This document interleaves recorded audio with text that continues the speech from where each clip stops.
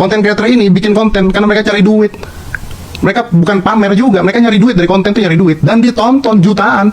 Ingat nggak dulu Andre tukar-tukaran mobil dan sebagainya sama Ari Lasso lah, sama Raffi lah, sama apalah. Terus Atta juga, wah pamer-pamer mobil, ditonton nggak? Ditonton. Yang nonton banyak, banyak. Coba saya tanya, kalau mereka bikin konten edukasi, ditonton nggak?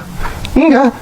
Mereka bikin konten edukatif tidak akan pernah ditonton, ataupun penontonnya dikit. Saya ini struggling loh, saya struggling gila-gilaan bikin podcast ini dengan harapan ditonton orang. Which akhirnya berhasil ya. Ini kan sama aja dengan seperti Aldi Tahir nanyain kenapa saya undang Dinar Candy. Ditonton, karena ditonton ya. Karena saya nggak mau kalau podcast saya itu cuma satu arah, terus itu politik, terus satu ketawa, terus ya. Karena saya ngebuka suara buat semua orang, buat banyak orang. Nah, pamer-pamer kekayaan ini ditonton oleh netizen Indonesia, disukai, disenangi, digandrungi oleh netizen Indonesia. Saya nggak tahu Anda penonton saya suka nggak konten seperti itu, saya nggak ngerti. Tapi faktanya adalah konten-konten pamer kekayaan ditonton. Dan kalau membuat konten-konten edukasi tidak ditonton. Kalau membuat konten-konten yang bagus tidak ditonton. Tidak, ini sama seperti TV lama-lama. Sama TV, coba acara saya juga bungkus lama-lama, ya kan? Kenapa? Karena terlalu edukatif. Tapi kalau Anda isinya cuma joget-jogetan, ketawa, ngalai-ngalai, ditonton. Kenapa? Karena penduduk kita yang jumlahnya 270 juta lebih ini, ya, pola pendidikannya kebanyakan masih rendah. Nggak bisa nonton edukatif itu, nggak nyampe, gitu. Saya nggak ngomong Anda ya. Kalau penonton saya yakin saya bisa mengumpulkan penonton-penonton pintar. Ini menarik ya dari podcast saya.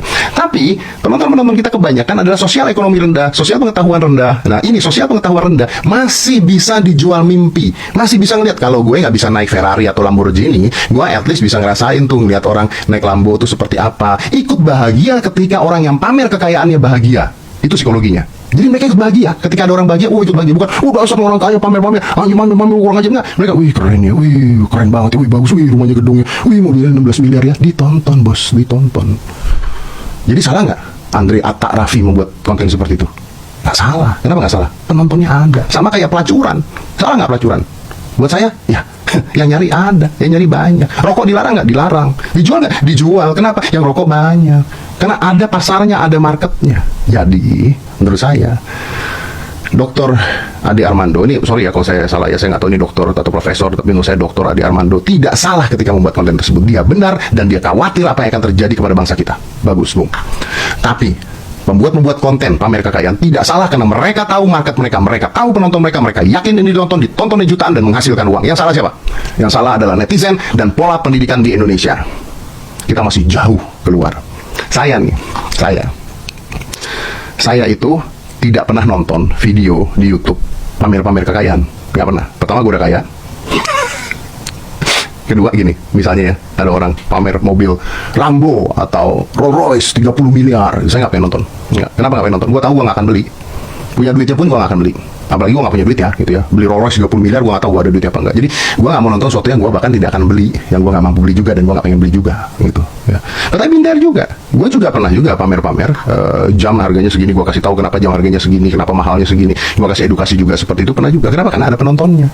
Memang saya mencoba sedemikian rupa untuk idealis, makanya ada close the door ini, karena saya mencoba sedemikian rupa supaya saya bisa idealis, supaya bisa penonton-penonton kita tambah pintar, tambah besar wawasannya. Memang pernah nggak saya minta Anda subscribe channel saya? Pernah nggak saya ngomong subscribe ya, tolong ya, dan sebagainya ya? Nggak pernah.